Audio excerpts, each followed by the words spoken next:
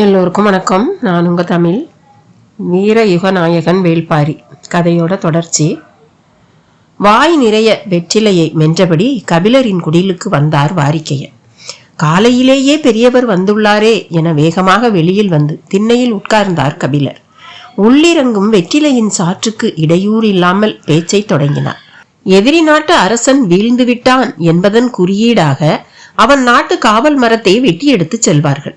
பரம்பின் காவல் மரம் எது என்று தெரியாது. அதனால் பரம்பை காக்கும் கொற்றவையின் குழந்தையான தேவவாக்கு விலங்கினை எடுத்து சென்றால் பரம்பை வென்றதாக பொருள். அதனால் தான் காலம்பன் கூட்டத்தை அனுப்பி தேவவாக்கு விலங்கினை எடுத்து வர சொல்லியுள்ளான் பாண்டியன் என்று நீங்கள் சொன்னதாக வீரர்கள் சொல்கிறார்களே, அது உண்மையா?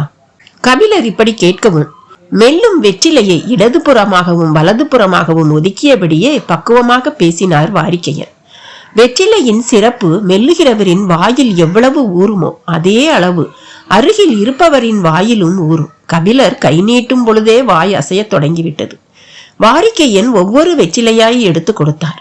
வாங்கி தடம் பார்த்து மடித்தபடியே கபிலர் சொன்னார், இதுவும் காரணமாக இருக்கலாம் என்றுதான் சொன்னேன், இதுதான் காரணம் என்று சொல்லவில்லை என்றார். இது காரணமாக இல்லாமல் இருக்கவும் வாய்ப்பிருக்கிறதா? இருக்கிறது. 3 வெற்றிலைகளை ஒன்றாக மடித்து இடது கடவாயின் கடைசி பல்லுக்கு கொடுத்தபடி வாரிக்கையன் கேட்டார், என்ன அது? இந்த காரணத்துக்காக எடுத்து செல்லப்பட்டிருந்தால் அவற்றை ஏன் துறைமுகத்துக்கும் களங்களுக்கும் கொண்டு செல்ல வேண்டும்? யவனர்கள் விலங்குகளையும் பறவைகளையும் அவர்களின் நாட்டுக்கு வாங்கி செல்வர். சற்றே வேறுபட்டு இருக்கிறது என்பதால் இதனை வாங்கி இருக்கலாம் என்று கூட தோன்றும். ஆனால் நம் வீரர்கள் சொல்லும் குறிப்பை பார்த்தால் தேவவாக்கு விலங்குகளை யவன நாவாய்களில் ஏற்றியதாக தெரியவில்லையே, தமிழ் வணிகர்களின் களங்களில்தான் ஏற்றப்பட்டுள்ளன என்றார். எப்படி அவையெல்லாம் யவன நாவாய்கள் இல்லை என்று உங்களால் சொல்ல முடிகிறது என்று வாரிக்கையன் கேட்டார். உங்கள் வாய்க்குள் போகும் வெற்றிலைகள் மட்டும் ஆண் வெற்றிலைகளாக இருக்கின்றன அல்லவா? அதுபோல அறிவை தன் இயல்பாக்கிக் கொள்வதுதான் என்றார் கபிலர். கண்டு அறிகிறானடா கபிலன் என்று சிறுவனை தட்டி கொடுத்து பாராட்டுவது போல கபிலரை பாராட்டிய வாரிக்கையன் தொடர்ந்து கேட்டார், பின்னர் எதற்காகத்தான் அவர்கள் இதனை எடுத்து சென்றனர் என்று. இந்த கேள்வி ஏன் உனக்கு தோன்ற மறுக்கிறது என பாரியிடம் கேட்டால் அவன் ஒரே வார்த்தையில் பதில் சொல்லிவிடுகிறான். வேந்தர்கள் எந்த செயல் செய்தாலும் அது அவர்களின் அதிகாரத்துக்கானது, மனிதருக்கும் இயற்கைக்கும் எதிரானது, அதில் கூடுதலாக சிந்திக்க என்ன இருக்கிறது என்கிறான். சொல்லிக் கொண்டிருக்கும் போதே பாரியும் தேக்கனும் வேகமாக நடந்து போய் கொண்டிருப்பது தெரிகிறது. எங்கே போகிறார்கள் என கேட்டார் கபிலர். இடது பக்கமாக திரும்பி உதடு குவித்து வெற்றிலை எச்சிலை துப்பியபடி வாரிக்கையன் சொன்னார், வாயில் வெற்றிலை இருக்கும் பொழுது அதற்கு மட்டும்தான் வாயசைக்க வேண்டும். சாறு உள்ளிறங்கும் போது ஓசையை வேகமாக வெளியேற்றக்கூடாது. அருகில் போய் கேளுங்கள் என்றார். புறப்பட்டு போனார் கபிலர். பாரியும் தேக்கனும் நாகப்பச்சை வேலியின் அருகே இருந்த காலம்பனை நோக்கி போய்க் கொண்டிருந்தனர். காலம்பனோடு திரையர்குல வீரர்கள் 7 பேர் இருந்தனர். 6 இளம் வீரர்கள், ஒருவர் மிகவும் வயதான கிழவர். அவரது பெயர் ஏதோ சொன்னார்களே என்று நினைவு கூர்ந்தபடியே போனார் கபிலர். அருகில் போனவுடன் நினைவிற்கு வந்தது, அவரது பெயர் அனங்கன். திரையர்குல வீரர்கள் நீண்ட பயணத்துக்கான ஆயுதத்தோடு இருப்பதை அறிய முடிந்தது. பெரியவர் அனங்கன் எதையோ துணியில் சுற்றி கையில் வைத்திருந்தார். பார்த்தபடி தேக்கன் கேட்டார், எங்கே புறப்பட்டு விட்டீர்கள் என்று. நான் போகவில்லை, இவர்கள் 6 பேரும் தான் போக போகிறார்கள்.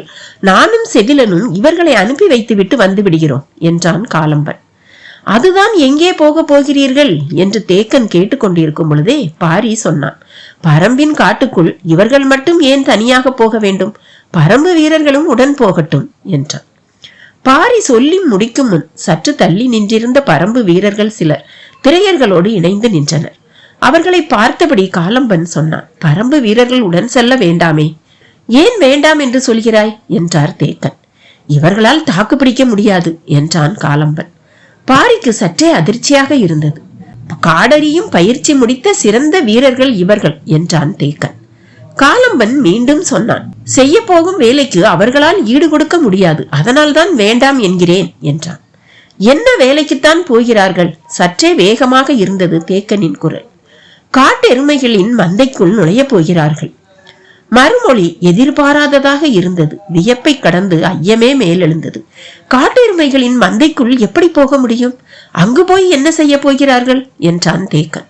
காட்டெருமையின் மந்தைக்குள் பல்வேறு குணங்களை கொண்ட காட்டெருமைகள் உண்டு.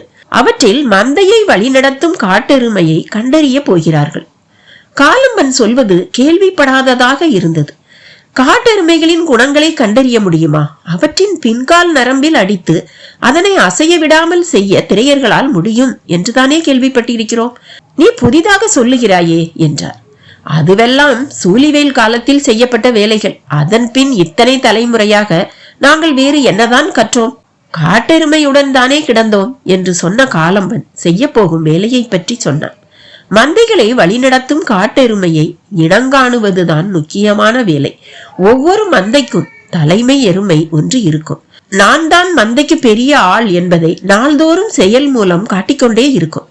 அதனை தவிர அதற்கு வேறு வேலையே இல்லை. ஆனால் மந்தையை வழிநடத்துவது வேறொன்றாக இருக்கும். அதுதான் ஓசைகளின் மூலமான உத்தரவை கூட்டத்துக்கு வழங்கும். அதனை கண்டறிந்து நமது கட்டுப்பாட்டிற்கு கொண்டு வர வேண்டும். அதன் பின் அந்த மந்தையின் வழித்தடத்தை நம்மால் அறிய முடியும் என்றார். காலம்பன் சொல்லுவது நம்ப முடியாததாக இருந்தது. நீ சொல்லுவது உண்மையா என கேட்டான் தேக்கன். எலியை நோக்கி பூனையை பாய விடாமல் நிறுத்தும் ஆற்றல் பொதினி வேளியர்களிடம் இருந்திருக்கிறது. விலங்குகளின் குருதியில் இருக்கும் வெறியையும் பசியையும் குணத்தையும் அவர்களால் கட்டுப்படுத்த முடிகிறது.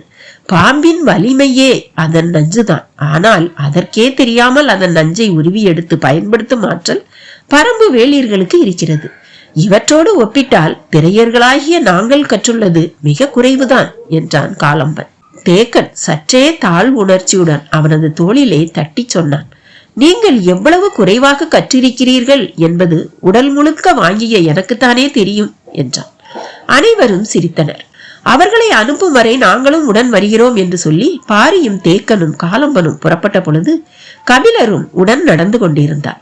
திரையர் கூட்டத்திலே மிக வயதான மனிதராக அனங்கன்தான் இருக்கிறார். வந்த புதிதில் கபிலர் அவரோடு பேச முயன்றார். அவர் பேசும் முறையும் மொழி உச்சரிப்பும் புரிந்து கொள்ள மிக கடுமையாக இருந்தன. இவர் தமிழ்தான் பேசுகிறாரா அல்லது வேறு மொழி பேசுகிறாரா என்று அவ்வப்போது குழப்பமாக இருக்கும்.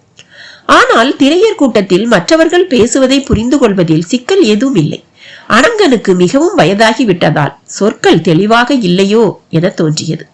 பொதுவாக மலை மக்கள் சொற்களை நீட்டி இழுத்தே உச்சரிப்பர். ஆனால் அனங்கனின் உச்சரிப்பு நேர் எதிராக சிறிது சிறிதாக வெட்டி வெட்டி இருக்கும். இவர் ஓசையை ஏதேதோ செய்ய பார்க்கிறார் என்று தோன்றும். மறுகணமே வயதாகி விட்டதால் உருவாகும் நிலை இது என்று முடிவுக்கு போவார் கபிலர். பேசவே அவ்வளவு தடுமாறும் அனங்கனை இவ்வளவு கடினமான வேலைக்கு ஏன் கூட்டி போகிறார்கள் என்று எண்ணியபடியே நடந்தார் கபிலர். காலம்பன் காட்டெருமைகளின் மந்தைக்குள் போவதை பற்றி கூறினான். ஒரு மந்தையை கண்டறிந்து அதற்கு தெரியாமலேயே அதனை பின்தொடர வேண்டும். அந்த மந்தையில் உத்தரவு பிறப்பிக்கும் எருமை எது என்று கண்டறிய வேண்டும். இதற்கே வாரக்கணக்கில் ஆகும். அதுவரை காடு மலைகளில் அதன் கண்ணில் படாமல் கொம்புகளுக்கு தப்பி வாலின் வாசம் பிடித்து கொண்டே போக வேண்டும். உத்தரவு பிறப்பிக்கும் எருமையை கண்டுபிடிப்பதுதான் மிக மிக முக்கியம். அதன் செருமலும் கனைப்பும் தலையாட்டலும் தனித்துவமிக்கதாக இருக்கும். அதை கண்டுபிடித்து கனைப்போசையை மடக்கி எதிர் கனைப்பை வெளியிட வேண்டும். அது எளிய செயல் அல்ல, மனிதர்களால் மட்டுமே முடியக்கூடியது. இப்பொழுது அதனை செய்யக்கூடிய ஒரே மனிதராக அனங்கன் மட்டுமே இருக்கிறார். மற்றவர்கள் எல்லாம் போரிலே இறந்து விட்டனர் என்று பெரியவரை கை காட்டி சொன்னான் காலம்பன். தேக்கனும் பாரியும் அனங்கனை பெரும் வியப்போடு பார்த்தனர். கபிலருக்கு இப்பொழுதுதான் அவர் பேசும் முறையின் காரணம் புரிந்தது. ஓசையை கொண்டு வேறொரு உயிரினத்துக்குள் புக முடியும் மனிதனான அனங்கன் அமைதியாக முன்னால் நடந்து கொண்டிருந்தார். காலம்பன் தொடர்ந்தான். அந்த குறிப்பிட்ட காட்டெருமை கண்டறியப்பட்டு விட்டால் போதும், அதன் பின் நடக்க வேண்டியதையெல்லாம் மற்றவர்கள் பார்த்து கொள்வார்கள் என்றான். இவ்வளவு எளிதாக சொல்கிறானே என்று வியப்போடு பார்த்தான் தேக்கன். முன்னால் போகிற 6 பேரும் யார் என்பது இப்பொழுதுதான் புரிய தொடங்கியது. காலம்பன் சொன்னான். காட்டெருமை யானையை விட வலிமை வாய்ந்தது. ஆனால் யானையை போல கூர் உணர்ச்சி கொண்டது அல்ல.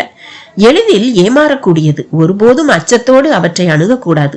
சிறு பூச்சி ஒன்றை நசுக்கி அழிக்கும் ஆணவத்தோடுதான் அதனை அணுக வேண்டும். அதன் முன்புற நெற்றி இரும்பினை விட வலிமை வாய்ந்தது. அதனை மட்டுமே அது நம்பி இருக்கும். ஆனால் அதை தவிர முழு உடலும் மிச்சம் இருக்கிறதே.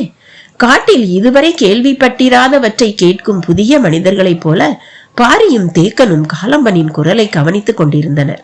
கபிலரோ மூவரையும் ஒரு சேர கவனித்துக் கொண்டிருந்தார். காலம்பன் தொடர்ந்தான். ஆண் காட்டெருமை விரைவில் காது கேட்கும் ஆற்றலை இழந்துவிடும்.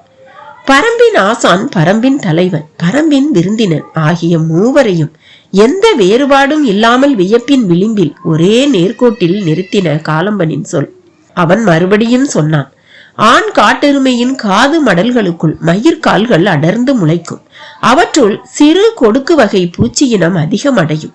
அதனை காட்டெருமையால் ஒன்றுமே செய்ய முடியாது. பூச்சியினம் கட்டும் கூடு காதுகளை அடைத்துக் கொள்வதாலோ அல்லது தொடர்ந்து உள்ளுக்குள் கத்திக்கொண்டே இருப்பதாலோ ஆண் காட்டெருமை கேட்கும் ஆற்றலை முழுமையும் இழந்து விடுகிறது. ஆனால் பெண் காட்டெருமையின் காது மடல்களில் மயிர்கால்கள் முளைப்பதில்லை. எனவே அது காது கேட்கும் ஆற்றலை இழப்பதில்லை. குட்டியோடு நகரும் பெண் காட்டெருமைகளை சுற்றியேதான் ஆண் காட்டெருமைகளின் நடவடிக்கைகள் இருக்கின்றன. பெண் காட்டெருமைகள் மிக கட்டுப்பாடு கொண்டவை. அவை வழிநடத்தும் தலைமையின் கனைப்பொலியை கொண்டே செயல்படுபவை. மந்தைகளை வழிநடத்தும் பெண் காட்டெருமை வயதானதாகத்தான் இருக்கும். அதனை அறிந்து பின்னங்கால் நரம்பை சரிக்க வேண்டும். அதன் வேகத்தை முழுமுற்றாக கட்டுப்படுத்திய பின் நம்முடைய வேலையை தொடங்க வேண்டும். சீண்டலின் மூலமும் செருமலின் மூலமும் நாம் அதனை முன்னகர்த்தி செல்லலாம். மந்தை முழுவதையும் அது நகர்த்தி கொண்டு வந்துவிடும். ஆனால் இந்த கட்டத்தை அடைவது எளிதல்ல. வேலையை செய்ய போன 6 பேரையும் ஒரே நாளில் முட்டி தூக்கி கொன்ற நிகழ்வுகள் நிறைய இருக்கின்றன. காட்டெருமைகள் நாள் முழுவதும் இளைக்காமல் ஓடக்கூடியது. எந்த மேட்டிலும் பள்ளத்திலும் விடாது ஓடுபவை. அவற்றின் ஓட்டத்துக்கு முழு நாளும் தாக்கு பிடிக்க கூடியவன் தான் இந்த பணிக்குள்ளே இறங்க முடியும். காட்டுக்குள் எங்களின் ஓட்டங்களை காட்டெருமைகளிடம் இருந்துதான் தொடங்குகிறோம். அவையே எங்களின் ஆசான்கள் என்றான் காலம்பன். ஏறக்குறைய பேச்சற்று இருந்தனர் மூவரும். தேக்கனுக்கு நிறைய கேள்விகள் உருவாயின. ஆனால் அவையெல்லாம் மிக எளிதான கேள்விகள். காட்டெருமைகளின் காது மடல்களுக்குள் நுழைந்து காலம்பன் பேசிக் கொண்டிருக்கிறான். அவனிடம் போய் இதையா கேட்பது என்று தோன்றியதால் எதையும் கேட்கவில்லை. அமைதியே நீடித்தது. அமைதியை குலைத்து சற்றே குரல் உயர்த்தி காலம்பன் சொன்னான், மலை மக்களுக்கு பகை கொள்ள தெரிவதில்லை. ஆனால் பகை வளர்க்காமல் குலம் காக்க முடியாதல்லவா என்று. காலம்பனின் ஆவேசம் மிகுந்த சொற்களால் தன்னிலைக்கு வந்தான் தேக்கன். இப்பொழுது இதனை சொல்லும் காரணம் என்ன என்று சிந்தித்தான்.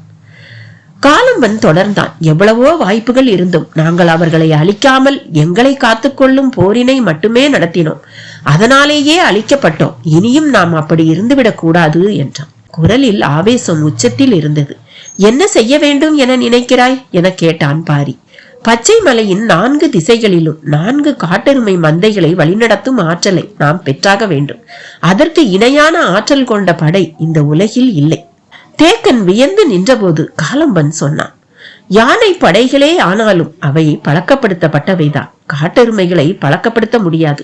அவற்றின் சீற்றம் யானை கூட்டத்தை நடுங்க செய்துவிடும். அதுவும் பழக்கப்படுத்தப்பட்ட யானைகளை விட வலிமை குன்றிய உயிரினம் காட்டில் வேறெதுவும் இல்லை. விலங்குகளின் இயற்கையான ஆற்றலை எதிரிகளை நோக்கி பாய விடும் பொழுது மிஞ்சுவது எதுவும் இருக்காது. சொல்லிய வேகத்தில் பாரியை பார்த்தான். சுண்டா பூனையை ஏவி திரையர்குல வீரர்கள் 8 பேரை வீழ்த்தியவன் பாரி அல்லவா? பேச்சு நின்ற கணத்தில் பாரியின் சிந்தனையிலும் சுண்டா பூனையே வந்து சென்றது. காலம்பன் தொடர்ந்தான், நாங்கள் கவனக்குறைவாக இருந்து விட்டோம். பாண்டியர் படை அடர்மலையில் எங்கள் குடிசைகளை சூழ்ந்த பொழுது அனங்கன் ஒருவன் மட்டும் வெளியில் இருந்திருந்தால் கூட போதும். காட்டெருமை மந்தையை கொண்டு அவர்களின் யானை படையை முழுமுற்றாக அழித்திருப்பான் என்றான். காலம்பன் சொல்லிக் கொண்டிருந்த பொழுது சற்றே மெலிந்த உடலோடு அந்த கிழவன் காட்டெருமையின் வாசத்தை நுகர்ந்தபடி முன்னே போய்கொண்டிருந்தான். வலிமையை விட நுட்பமே ஆற்றல் வாய்ந்தது என்பதை காலம் மீண்டும் மீண்டும் சொல்லித் தருகிறது என்று எண்ணியபடியே பின்தொடர்ந்தான் பாரி. 2 நாள் நடந்து 6ஆம் குன்றை அடைந்தனர். இங்குள்ள மக்கள் எதிரிலுள்ள வவ்வால் மலையின் பின்சரிவில் தான் ஒரு மந்தை மேய்வதாக சொன்னார்கள். ஆபத்தான சரிவு பகுதி அது. அதில் இறங்கி போவது கபிலருக்கு நல்லதல்ல. அவரை மட்டும் விட்டுவிட்டு போக முடியாத நிலையில் பாரி சொன்னான், அருகில் வந்தாகி விட்டதல்லவா? நீங்கள் மந்தையை கண்டறிந்து அந்த 6 பேரையும் அனுப்பி வைத்துவிட்டு வாருங்கள். நான் கபிலரை அழைத்துக் கொண்டு எவ்வியூர் திரும்புகிறேன் என்றான். தேக்கனும் காலம்பனும் சரி என்று சொல்லி இருவரையும் அனுப்பி வைத்தனர். பாரியும் கபிலரும் எவ்வியூர் நோக்கி நடக்க தொடங்கினர். பேச்சு காலம்பன் சொன்னதை பற்றியதாக இருந்தது. பகை வளர்க்காமல் குலம் காக்க முடியாது என்று காலம்பன் சொல்கிறானே, அது சரிதானா என கேட்டான் பாரி. பகை காட்டினில் விளையும் நெருப்பு போல. பரவி கொண்டும் ஆற்றலை பெருக்கிக் கொண்டும் இருக்கும் என்று கபிலர் சொல்லி முடிக்கும் முன் பாரி சொன்னான். ஆனால் அழித்து கொண்டே இருக்குமே என்றான். அழித்தல் எல்லா விதத்திலும் தவறானதா என்ன? எல்லா விதத்திலும் தவறல்ல, ஆனால் எல்லாவற்றையும் அழிக்கும். ஒரு கட்டத்தில் உங்களால் பிரித்தறிய முடியாது. அவனது சொல்லின் ஆழத்தை பற்றி சிந்திக்கும் போதே நிறுத்தாமல் தொடர்ந்தான் பாரி. காட்டெருமையின் காது மடல்களில் உள்நுழைய முடியா ஓசையை கணிக்க முடிந்த திரையர்களால் அடர்மலையின் ஓசையில் யானைப்படை வருவதை கவனிக்க முடியாமல் போயிருக்கிறது. கவனம் கொள்ளுதல் தான் முக்கியம், பகை வளர்த்தல் அல்ல என்றார். நீ சொல்வது சரிதான் பாரி, கவனம் கொள்ளுதல் தான் முக்கியம். ஆனால் அழிக்கப்பட்டவனின் குரல் அப்படித்தானே இருக்கும். நிலம் இழந்தவன், குலம் இழந்தவன், உயிர் வாழ ஒரே காரணம் பகை முடிக்கத்தானே என்றார். அதனால் தான் நானும் சொல்கிறேன், அபகரித்து கொண்டவன் நம்முடைய வளங்களையும் சேர்த்து மேலும் வலிமை அடைவான். இழந்தவர்கள் பகை மட்டும் வளர்த்து கொண்டிருந்தால் வலிமை கூடாது. இருப்பது ஒரே ஓர் அணங்கன், அவனும் இறந்து விட்டால் திரையர்களின் வலிமை இன்னும் குறையும் அல்லவா? பாரியின் சொற்கள் பாறைகளை உருட்டுவது போலத்தான் எந்த கணத்திலும் மேலே போட்டு அமுக்கும். அமுக்கிய சொல்லில் இருந்து மீண்டெழ கபிலர் நினைத்துக் கொண்டிருந்த பொழுது பாரி சொன்னான். நான் உங்களை அழைத்துக் கொண்டு எவ்வியூர் திரும்புகிறேன் என்று சொன்னதற்கு அதுதான் காரணம். தேக்கனை காலம்பனிடம் பேச சொல்லி இருக்கிறேன். இப்பொழுது பயிற்சி தேவைப்படுவது மந்தையை வழி நடத்தும் காட்டெருமைக்கு அல்ல, உடன் செல்லும் மனிதர்களுக்குத்தான். அணங்கடை போல அதி திறமையுள்ள ஆசானிடம் எந்தவித பயிற்சியும் பெறாமல் மாதக்கணக்கில் நாம் வீணடித்துள்ளோம். பகை நெருப்பை போல பரவும் என்று சொன்னீர்கள் அல்லவா? இங்கு என்ன நடந்துள்ளது? ஒற்றை குச்சியில் மட்டுமே எரியும் நெருப்பை அடுத்த குச்சிக்கு கூட பரவாமல் வைத்திருக்கிறது என்றார். கபிலர் சொன்ன உவமை எப்படி தவறானது என்பதை கபிலருக்கு பாரி சொல்லி கொண்டிருந்தான். அதை கேட்டபடி சற்றே அமைதியாக கபிலர் வந்து கொண்டிருந்தார். சிறிது நேரத்திற்கு பின் பாரி கேட்டான், ஏன் எதுவும் பேசாமல் வருகிறீர்கள் என்று. எவ்வியூரிலிருந்து புறப்படும் பொழுது வாரிக்கையன் சொன்னார், கற்றுக்கொண்டான் கபிலன் என்று. இப்பொழுது நீ கல்லாத கபிலனை எவ்வியூருக்கு மீண்டும் அழைத்து செல்கிறாய் என்றார். மெல்லிய சிரிப்போடு பாரி மறுமொழி சொன்னான். நீண்ட ஒலி குறிப்போடு பேசும் மலை மக்களுக்கு நடுவில் வெட்டி வெட்டி ஒலியை பயன்படுத்துகிறாரே என்று அணங்கனை கண்டறிய முயன்றது நீங்கள் மட்டும்தான். அதை கூட கண்டறிய முடியாதவர்களாகத்தான் நாங்கள் இருந்துள்ளோம். பேசியபடியே குன்றின் உச்சியில் இருந்து இடப்புறமாக இறங்க தொடங்கினார்கள். உச்சி பொழுது மலை மடிப்புகளை நின்று பார்க்க தோன்றியது. சிறிது நேரம் குன்றின் உச்சியில் நின்றார் கபிலர். தென்கிழக்கு திசையை பார்த்தபடி சொன்னார். அந்த மூன்றாம் குன்றை கடந்தால் எவ்வியூரை அடையலாம், சரிதானே என்று. இல்லை என்றான் பாரி. எவ்வியூர் இருப்பது இடப்புறத்தில் என்றான். அப்படி என்றால் நாம் ஏன் தென்கிழக்கு திசையை நோக்கி போய்கொண்டிருக்கிறோம்? இடப்புற காட்டை அல்லவா ஊடறுத்து போக வேண்டும் என்றார். சரியான திசையில் போவதாக இருந்தால் அப்படித்தான் போக வேண்டும். ஆனால் இந்த காட்டுக்குள் பரம்பு மக்கள் யாரும் காலடி எடுத்து வைக்க மாட்டோம் என்றார். ஏன் என்று கேட்டார் கபிலர். இது ஆழிக்காடு என்றான். ஆழியா? கொடூர விலங்கு என்று சொல்வார்களே அதுவா? ஆம், அது ஈன்ற குட்டியின் முதல் வேட்டையே யானைதான். யானையின் தந்தத்தை பிய்த்து அதன் குருத்தை தான் விரும்பி உண்ணும் என்பார்கள். அந்த விலங்கு இன்னும் இருக்கிறதா என்று கேட்டார். இல்லை, எப்பொழுதோ அழிந்து விட்டது என்றான் பாரி. சிறிது நேரம் பேச்சின்றி நடந்த கபிலர், அப்படியொரு விலங்கு உண்மையாய் இருந்திருக்கும் என்று நீ நம்புகிறாயா என்று கேட்டார். இருந்திருக்காது என்று நீங்கள் நினைக்கிறீர்களா என்று திருப்பி கேட்டான் பாரி. நான் அவ்விலங்கை பற்றி நிறைய கேள்விப்பட்டிருக்கிறேன், ஆனால் எதுவும் நம்பும்படியாக இல்லை. மிகைப்படுத்தப்பட்ட கதையாக இருக்கலாம் அல்லவா என்றார். மெல்லிய சிரிப்பை வெளிப்படுத்தியபடி பாரி சொன்னான். வெறும் கதைகளை நம்ப நாங்கள் குழந்தைகள் இல்லையே என்றான். அப்படி என்றால் வேறு எதை வைத்து சொல்கிறாய்? பாறை குகைகளில் முன்னோர் வரைந்த ஓவியம் ஏதாவது இருக்கிறதா என்றார். இல்லை, அதைவிட பெரிய சான்று இருக்கிறது என்றான். என்ன? இந்த மலைத்தொடர் முழுவதும் எறும்பு கூட்டங்கள் போல அலைந்து திரியும் யானைகள் எதுவும் இன்று வரை ஆழிக்காட்டுக்குள் நுழைவதில்லை. கபிலர் மிரண்டு நின்றார். உயிரினங்களிலே அதிக நினைவாற்றல் கொண்டது யானைதான். ஆம் என்று தலையசைத்தார் கபிலர். அது மட்டுமல்ல, யானைகளுக்கு மனிதர் சொல்லும் கதைகள் தெரியாதல்லவா என்றான். பாரியின் சொல் கேட்டு மீள முடியாமல் நின்ற கபிலர் சற்று நேரம் கழித்து கேட்டார். உங்களை பொறுத்தவரை ஆழி இருந்தது வியப்பல்ல, அழிந்ததுதான் வியப்பு என்றார். இல்லை என்றான் பாரி. எங்களை பொறுத்தவரை ஆழி அழிந்ததில் வியப்பேதும் இல்லை என்றான். ஏன்? அழிவுகளை மட்டுமே செய்யும் உயிரினம் காட்டில் நிலைத்து வாழ முடியாது. ஏனென்றால் அது இயற்கைக்கு எதிரானது அல்லவா என்றான். கபிலர் நிற்கும் இடம் நோக்கி மேலேறினான் பாரி. விதையை நடாதவன் கிளையை ஒடிக்க இயற்கை அனுமதிக்காதல்லவா என்றான். கண்ணை உருட்டி பார்த்து கொண்டிருந்த கபிலரின் தோளிலே கையை வைத்து பாரி சொன்னான், இயற்கையை அழிப்பவரை இயற்கையை அழிக்கும் என்றான். பாரியும் கபிலரும் எவ்வியூருக்கு வந்து சேர்ந்தபோது இரவாகிவிட்டது. தொடர்ந்து 4 நாட்கள் நடந்ததால் கபிலரின் கால்கள் துவண்டு போய் இருந்தன. நீண்ட ஓய்வு தேவைப்படுகிறது என்ற எண்ணத்தோடு எவ்வியூருக்குள் நுழைந்தார். இந்த எண்ணம் வரும்போதெல்லாம் அனங்கன் நினைவுக்கு வந்து விடுகிறான். இந்த வயதிலும் காட்டெருமை மந்தைக்குள் நுழைய என்ன ஒரு தினவு வேண்டும். நுழைந்து விட்டால் எந்த கணமும் பல மடங்கு வேகத்தோடு ஓட வேண்டும். அந்த ஓட்டம் என்றைக்கு முடியும் என சொல்ல முடியாது. எப்படி இதுவெல்லாம் அனங்கனால் முடிகிறது என்று எண்ணிக்கொண்டே உள்ளே நுழைந்தார் கபிலர். தேவவாக்கு விலங்கை எடுத்துக்கொண்டு பரம்பின் அடற்காட்டுக்குள் தொடர்ந்து அத்தனை நாட்கள் எப்படி திரையர்களால் ஓட முடிந்தது என்ற கேள்விக்கான முடிச்சுகள் எல்லாம் தன் போக்கில் அவிழ்ந்து விட்டன. பாரி வந்ததை அறிந்து முடியன் அவர்களை நோக்கி வேகமாக வந்தான். ஏதோ ஒரு செய்தி அவனுக்காக காத்திருக்கிறது என்பதை கபிலர் உணர்ந்தார். வேட்டுவன் பாறையில் இருந்து நீலன் அனுப்பியுள்ள வீரர்கள் வந்துள்ளதாக அவன் சொன்னான். நீலன் வராமல் ஏன் வீரர்களை அனுப்பியுள்ளான் என்று எண்ணிய கபிலர், சரி நான் போய் ஓய்வெடுக்கிறேன் என்று சொல்லி விடைபெற முயன்றார்.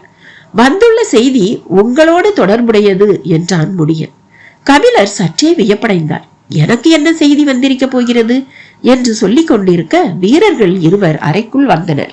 பாரியையும் கபிலரையும் வணங்கிவிட்டு உங்களை பார்க்க 3 வந்துள்ளனர் என்று கபிலரை பார்த்தபடி சொன்னார்கள். என்னை பார்க்கவா என்று திகைப்புற்று கேட்டார் கபிலர். கபிலர் கேட்டு முடிக்கும் முன் பாரி சொன்னான், கபிலரை பார்க்க வந்துள்ளவர்களை அழைத்து வந்திருக்கலாமே, ஏன் நிறுத்தி வைத்து வந்தீர்கள் என்று வீரர்கள் சொன்னார்கள். அவர்களில் ஒருவர் மிக வயதானவர், அவரால் மலையேற முடியாது என்று. வியப்பும் குழப்பமுமாக இருந்தது. யாராக இருக்கும் என்று கபிலர் சிந்தித்துக் கொண்டிருக்கையில் வீரர்கள் சொன்னார்கள், எனது பெயரை சொன்னால் அவரே இங்கு வந்து விடுவார், போய் சொல்லுங்கள் என்று எங்களை அனுப்பி வைத்தார் என்று. கபிலருக்கு இன்னும் வியப்பு கூடியது. நான் இங்கு இருப்பதை அறிந்து இவ்வளவு உரிமையோடு வீரர்களை அனுப்பி வைத்தது யார்? இப்படி எண்ணிக்கொண்டிருக்கையில் வீரன் ஒருவன் சொன்னான், அவரின் பெயர் திசைவேளர் என்று. பெயர் சொல்லப்பட்ட கணத்தில் கபிலரின் முகத்தில் ஏற்பட்ட வியப்பை பார்த்தபடி கேட்டான் பாரி, யார் இந்த பெரியவர் என்று. அகல திறந்திருந்த கபிலரின் கண்கள் ஒளியை உமிழ்ந்தன. வியப்பை உதிர்க்க முடியாமல் திணறியது முகம். கைகளை உயர்த்தி காட்டி வானியல் பேராசான் என்றார். சொல்லை உச்சரித்த விதத்திலேயே அவரின்பால் உள்ள வாஞ்சையும் மதிப்பும் வெளிப்பட்டன. அதை பார்த்து மகிழ்ந்தபடி பாரி சொன்னான், அவரை சிவிகையில் வைத்து சுமந்து வர சொல்லிவிடலாமா என்று. வேண்டாம் பாரி, அவர் மிக வயதானவர், என் பொருட்டு அவருக்கு சிறு தொந்தரவு கூட வந்துவிடக் கூடாது, நானே போய் பார்த்துவிட்டு வருகிறேன் என்றார். சரி என்று ஏற்றுக்கொண்ட பாரி, தொடர்ந்து 4 நாட்கள் நடந்திருக்கிறீர்கள், மிகவும் களைப்பாக இருக்கும், ஒரு நாள் ஓய்வெடுத்து விட்டு பிறகு புறப்படுங்கள் என்றான். வந்துள்ளது பேராசான், எனது மனம் எப்படி ஓய்வெடுக்கும் பாரி? தாயை தேடும் கன்று எத்தனை மலைகளை கடந்தாலும் துவண்டு விடவா செய்யும் என்றார். அவரது உணர்ச்சிக்குள் இருக்கும் உண்மையை பாரியால் உணர முடிந்தது. தேக்கன் இருந்தால் உடன் அனுப்பி வைக்கலாம், அவரோ காலம்பனோடு இருக்கிறார் என்று சிந்தித்தபடியே உதிரனையே அழைத்து கொண்டு போக சொன்னான். சரி என்று ஏற்றுக்கொண்டு விடைபெற்று குடிலுக்கு போனார் கபிலர். மறுநாள் காலை எழுந்ததும் கபிலர் புறப்பட்டு விட்டாரா என பாரி கேட்டான். அவர் இந்நேரம் ஆதிமலையில் பாதி தொலைவை கடந்திருப்பார் என்றனர் வீரர்கள். கபிலர் வேட்டுவன் பாறைக்கு வந்த பொழுது திசைவேளர் வந்து 5 நாட்களுக்கு மேல் ஆகியிருந்தது. அவரை காணும் பொழுதை கனவு போல சுமந்து வந்தார் கபிலர். எத்தனை ஆண்டுகளாகி விட்டன! விரிவடங்கா வானத்தின் விந்தைகளை பேசி முடியாத நாட்கள் தான் எத்தனை எத்தனை! காலம் கரைகிறதா நகர்கிறதா என முடிவுறாத பேச்சுக்களை எண்ணியபடி திசைவேளர் இருந்த குடிலருகே வந்தார் கபிலர். முதன் முறையாக கபிலர் வேட்டுவன் பாறைக்கு வந்த அன்று அவரை தங்க வைத்திருந்த குடில் அது. விரிந்து நீண்ட திரளி மரத்தால் ஆன பலகையில் உட்கார்ந்திருந்தார் திசைவேளர். கபிலர் வருவது தொலைவிலேயே தெரிந்தது. அங்கு இருந்தவர்கள் எழுந்து அவரை வரவேற்றனர். அளவு கடந்த மகிழ்வோடு வந்த கபிலர் திசைவேளரை வணங்கி மகிழ்ந்தார். பெரும் கவியை ஆற தழுவி கொண்டார் திசைவேளர். கண்களில் கசிந்தது பேரன்பு. கபிலர் வந்தது அறிந்து வேட்டூர் பழையனும் நீலனும் குடிலுக்கு வந்தனர். வந்து 5 நாட்கள் ஆகிவிட்டதால் இவர்கள் அனைவரையும் திசைவேளர் அறிவார். ஆனாலும் பெயர் சொல்லி புகழ்ந்தார் கபிலர். நீலனை மகன் போல என சொல்லி அறிமுகப்படுத்தினார். பேசிக் கொண்டிருக்கும் போது பெண்ணொருத்தி சிறு கூடையில் நாவல் பழம் கொண்டு வந்து வைத்தாள். யார் என பார்த்தார் கபிலர். தனக்கு மகர வாழையில் காரத்துவையல் கொடுத்தவள். கபிலரை வணங்கியபடி அதே சிரிப்போடு அந்த இடம் விட்டு நகர்ந்தாள். இப்போது கைக்குழந்தையோடு இருந்தாள். திசைவேளர் கூடையில் வைக்கப்பட்ட நாவல் ஒன்றை உண்பதற்காக எடுத்தார். அதை கவனித்த கபிலர், வேண்டாம், அதை வைத்து விடுங்கள் என்று சொல்லி இன்னொரு பழத்தை எடுத்து அவருக்கு கொடுத்தார். உண்பதற்கு ஏற்ப கனிந்துதான் இருக்கிறது, இதை ஏன் வேண்டாம் என்கிறீர் என கேட்டார் திசைவேளர். கபிலர் சொன்னார், அது குழி நாவல், கார்ப்பு சுவை அதிகமாக இருக்கும். அதன் பிறகு எந்த நாவலை தின்றாலும் கார்ப்பு சுவை போகாது. எனவே அதை எடுத்தவுடன் உண்ணக்கூடாது. இதோ சிறு நாவல், இதிலிருந்து தொடங்கலாம், இதற்கடுத்து உண்ண வேண்டியது என்று சொல்லி கூடையை கிளறியபடியே சற்றே பெருத்த வெண்ணாவலை எடுத்தார். திசைவேளர் வியப்போடு பார்த்தார். கபிலர் ஒவ்வொரு நாவலாக எடுத்து திசைவேளருக்கு கொடுத்து கொண்டே அதன் பெயர், தன்மை, சுவை, நுட்பம் என பழத்தின் சிறப்புகளை கூறி மகிழ்ந்தார். கூடையில் இருந்த அனைத்து பழங்களை பற்றியும் அவரால் விளக்க முடிந்தது. அருகில் இருந்த வேட்டூர் பழையனும் நீலனும் வியப்பேறிய விழிகளோடு பார்த்து கொண்டிருந்தனர். பழத்தை உண்டபடி நீண்ட நேரம் பேசிக் கொண்டிருந்தனர். சிறிது நேரம் நடந்து கொண்டே பேசுவோம் என சொல்லி புறப்பட்டனர். வலக்கையை ஊன்றுகோலில் அழுத்தி இடக்கையை துவதாக பிடித்து அழுத்தி எழுந்தார் திசைவேளர். வலது காலை மடக்கி நீட்ட முடியாத நிலையை பற்றி பேசியபடியே இருவரும் சிறிது தொலைவு நடந்தனர். அவர்கள் தனியாக பேச விரும்புவது அனைவருக்கும் புரிந்தது. எனவே மற்றவர்கள் குடிலேயே இருந்தனர். கோல் ஊன்றி நடந்தபடியே திசைவேளர் கேட்டார், பரம்பில் வாழ்வு அனுபவம் எப்படி இருக்கிறது என்று. இதுதான் வாழ்வு என தோன்றுகிறது என்றார் கபிலர். முதல் சொல்லே முழுமை கொண்டிருந்தது. சற்றே திகைப்புற்றார் திசைவேளர். கபிலர் உச்சரிக்கும் சொற்களின் வலிமையை நன்கு உணர்ந்தவர் அவர். கபிலர் தொடர்ந்தார், இயற்கையை பற்றிய மனித பேரறிவு இங்குதான் சேமிக்கப்பட்டிருக்கிறது.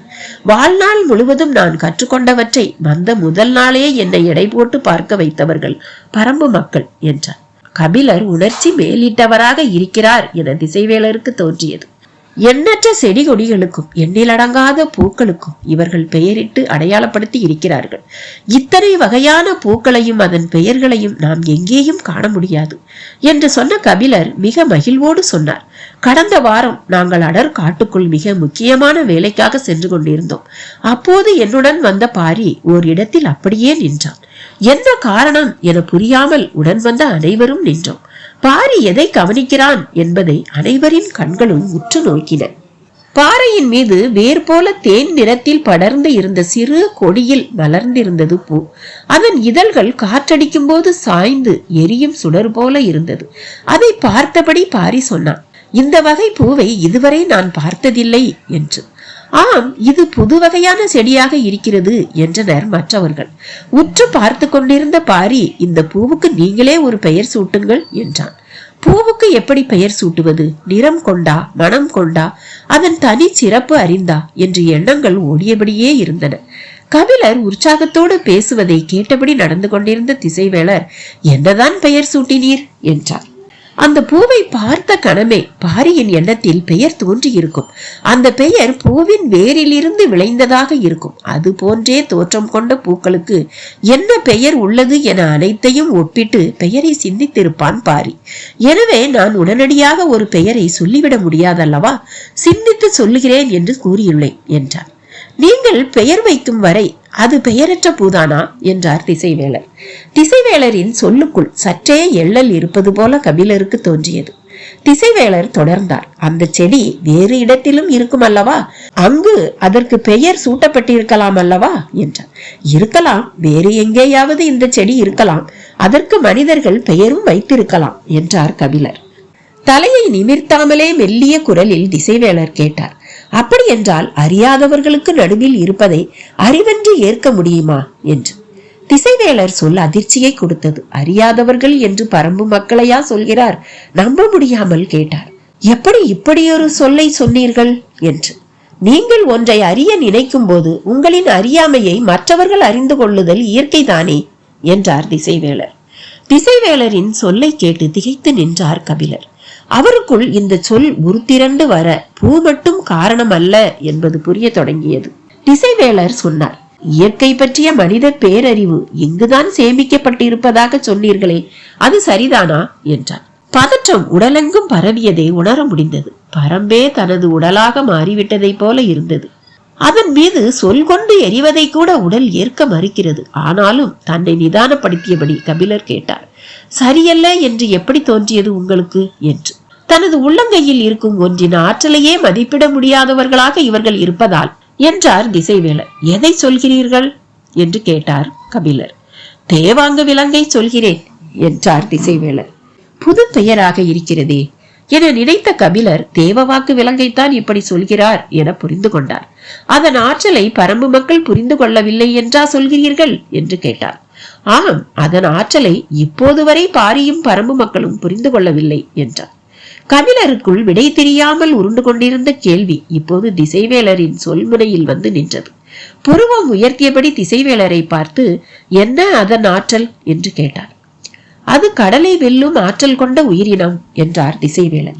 கபிலர் அதிர்ந்து நின்றார்.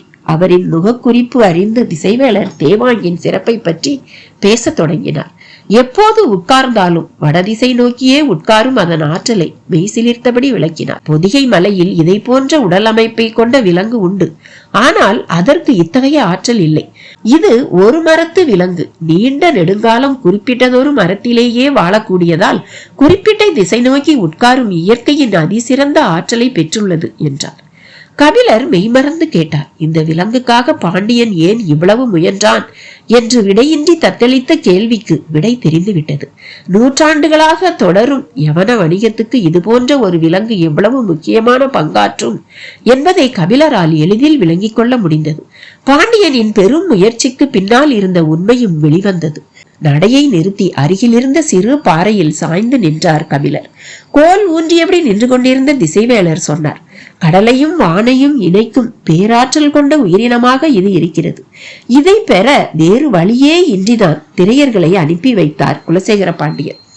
நீங்கள் பரம்பில் இருப்பது அப்போது தெரிந்திருந்தால் உங்கள் மூலமே முயன்றிருப்பார் பேரரசர் என்றார். கபிலர் அசைவின்றி உட்கார்ந்திருந்தார். குலசேகர பாண்டியனின் முயற்சி தொடர்வதை அவரால் உணர முடிந்தது. திசைவேலர் சொன்னார், அந்த அரிய உயிரினத்தால் பரம்புக்கு எந்த நன்மையும் கிட்ட போவதில்லை. அதன் ஆற்றல் வெளிப்பட போவது கடலில் தான். எனவே அதை கொடுத்து உதவ பாரிக்கு நீங்கள் அறிவுறுத்த வேண்டும் என்றார். கபிலரின் அமைதி நீடித்தது. சற்று நேரத்திற்கு பிறகு திசைவேலர் கேட்டார், ஏன் பேச்சின்றி நிற்கிறீர் என்று. பாரி எப்போதும் வியப்புக்குரிய தோழன்தான். ஆனால் இப்போது அந்த வியப்பு மேலும் அதிகரிக்கிறது என்றார். கபிலரின் சொல்லுக்கு பொருள் விளங்கவில்லை திசைவேலருக்கு. கண்களை உருட்டியபடி பார்த்தார். கபிலர் சொன்னார், தேவவாக்கு விலங்கை இவ்வளவு முயன்று எடுத்துச் செல்ல வேண்டிய தேவை என்ன என்று பலமுறை நான் கேள்வி எழுப்பியுள்ளேன். ஆனால் இந்த கேள்விக்கு விடையறிய பாரி ஒருபோதும் முயன்றதே இல்லை. எனக்கு அது பெரும் வியப்பாக இருந்தது. வற்புறுத்தி காரணம் கேட்டால் சொல்வான். வேந்தர்கள் எதை செய்தாலும் அது அவர்களின் அதிகார நலனுக்கானது, மனிதருக்கும் இயற்கைக்கும் எதிரானது. அதில் கூடுதலாக சிந்திக்க என்ன இருக்கிறது என்று மிக வேகமாக அவன் முடிவுக்கு வந்து விடுகிறானோ என அப்போது தோன்றியது. ஆனால் இப்போது தெரிகிறது அவனுடைய சொற்கள் எவ்வளவு ஆழமானவை என்று என்றார் கபிலர். பாறையை விட்டு எழுந்து திசைவேலரை பார்த்தபடி கபிலர் மேலும் சொன்னார், இயற்கையை பற்றிய பேரறிவு மட்டுமல்ல, மனிதர்களை பற்றிய பேரறிவும் சேகரிக்கப்பட்டுள்ள இடமாக பரம்பு இருக்கிறது.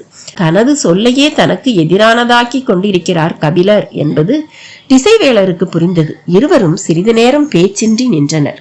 நேர்முகம் பார்ப்பதை தவிர்க்க எழுந்து நடந்தபடி திசைவேலர் சொன்னார், ஆற்றலை அறிவதும் பயன்படுத்துவதும் தான் மனிதனை வெல்லற்கரியவனாக மாற்றியுள்ளன என்று.